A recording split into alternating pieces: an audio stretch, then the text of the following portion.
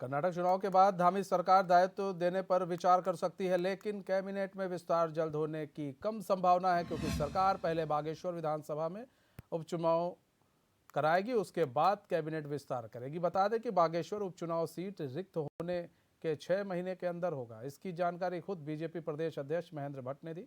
महेंद्र भट्ट ने साफ किया कि कर्नाटक चुनाव के बाद ही दायित्व बंटवारे और कैबिनेट विस्तार पर विचार किया जाएगा, क्योंकि अभी चुनाव की तैयारी की जा रही है।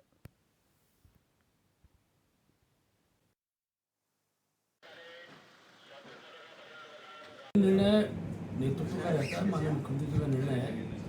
और क्योंकि अभी 15 तक कर्नाटक चुनाव है और सारे विषय पर चर्चा का विषय बनता नहीं है। 15 के बाद सारे विषयों पर चर्चा होती है। जब बैठते हैं तो हर विषय की चर्चा होती है। मंत्रिमंडल विस्तार का विषय है, दायित्वधारी वाला विषय है, और इसके अलावा महत्वपूर्ण मैंने सुना बागेश्वर चुनाव सबसे महत्वपूर्ण है। इन तीनों विषयों को लेकर हम चर्चा करेंगे। अस्करी जाफरी जुड़ चुके हैं लाइव। अस्करी, दायित्वधारियों का जो बंटवारा है, अब कहा जा रहा है कि कर्नाटक चुनाव के बाद वो बांट दिया जाएगा दायित्वधारियों को, और ऊपर से अभी कैबिनेट में भी कई ऐसे पद हैं जो अभी खाली हुए हैं, मंत्रिमंडल विस्तार होना है। तो इसको लेकर अभी इतना लेट लतीफ़ी क्यों, और दायित्वधारियों को इतना और समय क्यों लग रहा है इनको बंटवारे में, क्यों इतना लेट लतीफ़ी की जा रही है? बार बार कभी कहा जाता है होली, कभी कहा जाता है कुछ, कभी कहा जाता है कुछ, लेकिन अभी तक जो है सिर्फ सगुफा सगुफा लग रहा है, सब अभी कुछ दिख नहीं रहा है। बिल्कुल मनीष, देखिए तमाम जो प्रदेश के ऐसे वरिष्ठ कार्यकर्ता हैं जो एक लंबे समय से भाजपा से जुड़े हैं और हर एक चुनाव में बहुत ज़्यादा मेहनत करते हैं भाजपा के लिए, लेकिन लगातार उनको निराशा हाथ लग रही है। बहुत समय से वो लोग जो है इंतज़ार कर रहे हैं, भाजपा के जो वरिष्ठ कार्यकर्ता हैं कि अब दायित्वों का बंटवारा होगा, लेकिन तमाम जो बातें हैं वो जस की तस रहती हैं। क्योंकि जिस तरह से प्रदेश अध्यक्ष महेंद्र भट्ट ने अपना हाल ही में स्टेटमेंट दिया है कि बागेश्वर उपचुनाव के बाद दायित्वों का बंटवारा होगा। चूंकि कर्नाटक चुनाव भी अपने चरम पर है, तो ये दोनों जो शीर्ष राजनीतिक गतिविधियां हैं उसको पूरा होने के बाद ही जो है दायित्वों का बंटवारा होगा, उसके बाद मंत्रिमंडल का विस्तार होगा। तो कहा जा सकता है कि अभी काफ़ी समय जो है दायित्वों के बंटवारे में लग सकता है। उसके अलावा मंत्रिमंडल विस्तार का भी जो मामला है वो अभी जिसका तस बना हुआ है, क्योंकि बहुत लंबे समय से तीन पद खाली थे, लेकिन मंत्री चंद्र राम दास के निधन के बाद चौथा पद भी खाली हो गया। तो आप समझ सकते हैं एक लंबे समय से जो है मंत्रिमंडल विस्तार भी नहीं हो पाया है, और ये मामला जो है अभी हल हो भी नहीं पा रहा है, क्योंकि लगातार केंद्रीय मंत्रियों से मुलाकात प्रदेश के मुख्यमंत्री कर रहे हैं।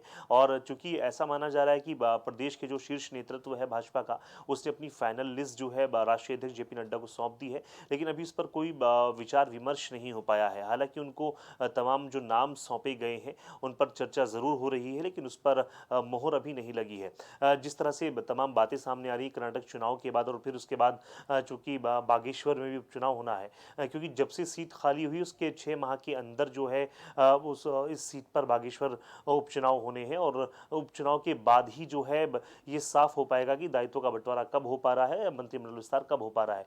इसका एक मतलब ये भी है मनीष, क्योंकि भारतीय जनता पार्टी जो है अपने आप में बहुत जो है चतुराई से काम ले रही है, क्योंकि हर एक चुनाव में जाहिर है मैन पावर की ज़रूरत होती है, तमाम जो कार्यकर्ता हैं उनकी ज़रूरत होती है। अगर ऐसे में उपचुनाव से पहले दायित्वों का बंटवारा हो जाए तो जाहिर है तमाम कार्यकर्ताओं में जो है रोष पैदा हो जाता है। अगर उनके मनचाही ना हो तो उनके अंदर रोष पैदा होता है, उनकी मनचाही लिस्ट पर मोहर ना लगे तो उनमें कहीं ना कहीं नाराज़गी व्याप्त हो जाती है। ऐसे में इन तमाम चीज़ों पर या डैमेज कंट्रोल करने के लिए जो है भाजपा ने एडवांस में ये प्लान किया है कि बागेश्वर उपचुनाव के बाद ही जो है लिस्ट जारी होगी, क्योंकि एक लंबे समय से तमाम जो प्रदेश के ऐसे शीर्ष कार्यकर्ता हैं वो प्रतीक्षा कर रहे हैं, इंतजार कर रहे हैं। लेकिन अभी चूंकि हर चुनाव में जो है भाजपा अपने कार्यकर्ताओं से काम लेती है, तो यही और इसी रोड मैप के साथ जो है भाजपा चल रही है। आने वाले वक्त में चूंकि बागेश्वर उपचुनाव भी है, और बागेश्वर उपचुनाव से पहले कोई ऐसा कांड भाजपा नहीं करना चाहती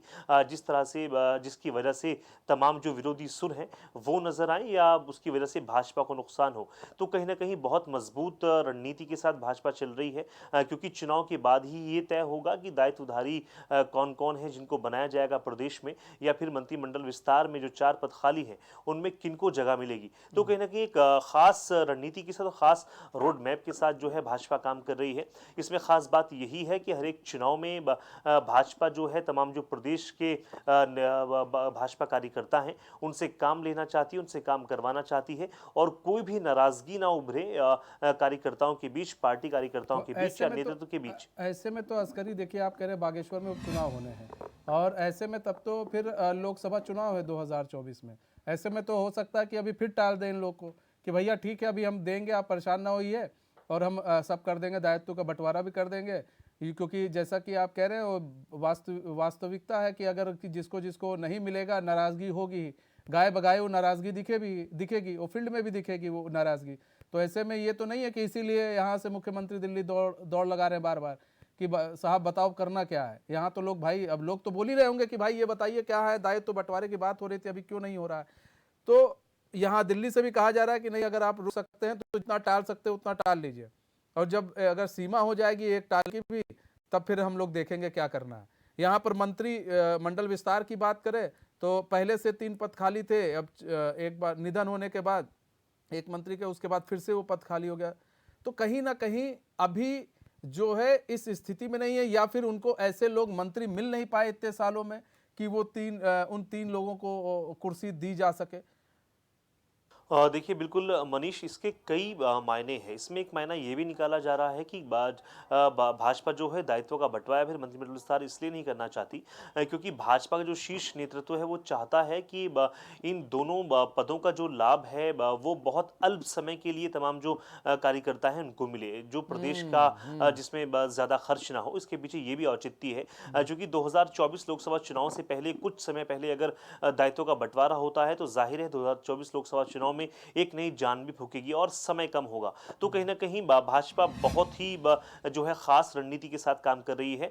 फायदा भी देना चाहती है कार्यकर्ताओं को, लेकिन बहुत कम समय के लिए, क्योंकि जाहिर है अगर भाजपा चाहती दायित्व का बंटवारा करना तो 2 बरस पहले कर देती और तमाम जो प्रदेश के दायित्वधारी एक लंबे समय तक उसका लाभ ले पाते। लेकिन अब जिस तरह से टेन्यूर पूरा हो जाता है, वक्त पूरा हो जाता है, तो कहीं ना कहीं समय की बचत जो है भाजपा करना चाहती है, पैसे की बचत भाजपा करना चाहती है। इसके अलावा डैमेज कंट्रोल भी भाजपा करना चाहती है, क्योंकि लंबे अगर पहले ही तमाम जो दायित्वधारी हैं उनके नाम डिक्लेयर हो जाते हैं या मंत्रिमंडल विस्तार हो जाता है तो उससे 2 नुकसान पार्टी को होते हैं। एक तो अंदरूनी जो है कलह जो है वो चरम पर पहुंच जाती है, उसके अलावा जो सरकारी पैसा है उसका भी कहीं ना कहीं दुरुपयोग देखने को मिलता है। तो कहीं ना कहीं दोनों चीज़ों पर कंट्रोल हो, इसके लिए भाजपा काम कर रही है। और कहीं ना कहीं आने वाले वक्त में जिस तरह से संकेत दिए हैं भाजपा के प्रदेश अध्यक्ष महेंद्र भट्ट ने, बागेश्वर उपचुनाव या फिर अगर हम बात करें कर्नाटक चुनाव के बाद जो है दायित्वधारकों की जो लिस्ट है उस पर मोहर लग सकती है। इसके अलावा मंत्रिमंडल विस्तार हो सकता है, लेकिन अभी देखना होगा क्या ये इसमें हकीकत है, क्योंकि कई बार जो है वादे किए जाते हैं, कई बार त्योहारों का जो है हवाला दिया जाता है कि आपका दायित्व का जो बंटवारा है होली के बाद हो जाएगा, दिवाली के बाद हो जाएगा, लेकिन दायित्व का बंटवारा नहीं होता है और उसके बाद जो है ये तारीख जो है आगे के लिए एक्सटेंड की जाती है। तो कहीं ना कहीं भाजपा की कोशिश ये है कि डैमेज कंट्रोल भी ना हो और पैसे की बचत भी हो सरकारी। लेकिन इस बीच जो है तमाम जो प्रदेश के कार्यकर्ता हैं, जो ऊर्जावान कार्यकर्ता हैं भाजपा के, उनके अंदर कहीं ना कहीं नाराजगी देखी जाती है, क्योंकि कई बार उनसे कमिटमेंट्स किए जाते हैं लेकिन वो पूरे नहीं होते हैं।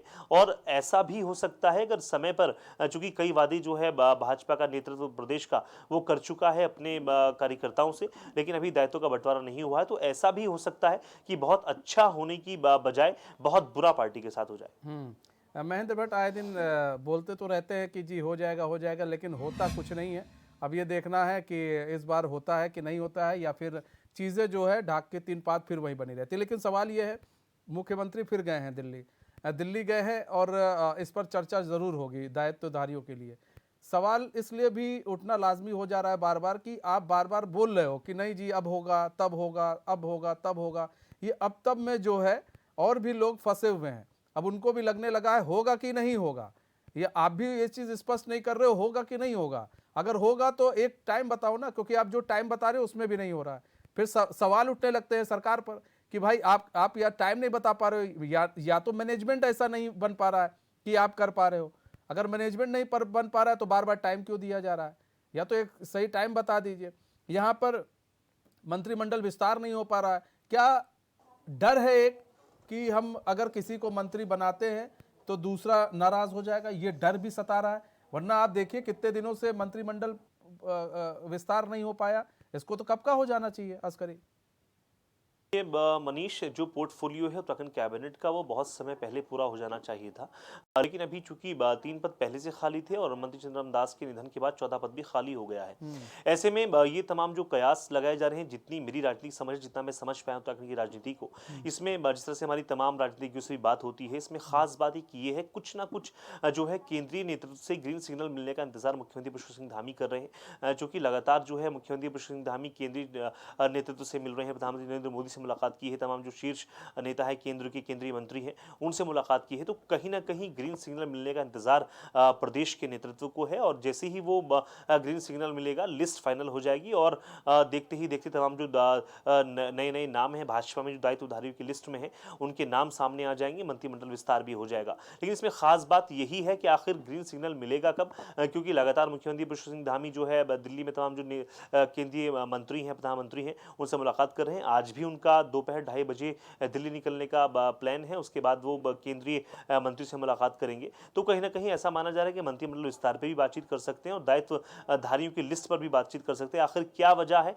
कि अभी तक जो है फाइनल नहीं हो पाई है, लिस्ट पर मोहर नहीं लग पाई है, इस पर भी बातचीत हो सकती है, क्योंकि बहुत लंबे समय से मुख्यमंत्री पुष्कर सिंह धामी भी बस इसके लिए प्रयास अस्करी कर हम रहे हैं। लोग ये कयास ही लगा सकते हैं, बाकी बातचीत क्या हो रही है वो तो वही जाने। हम लोग ये कयास लगा सकते हैं कि जी इस पर बात हो सकती है, लेकिन इतने दिनों से बातचीत हो रही है, तब से हम लोग कयास ही लगा रहे हैं, बातचीत हो रही है, लेकिन निकल कर कुछ सामने नहीं आ रहा है। बहुत बहुत धन्यवाद अस्करी।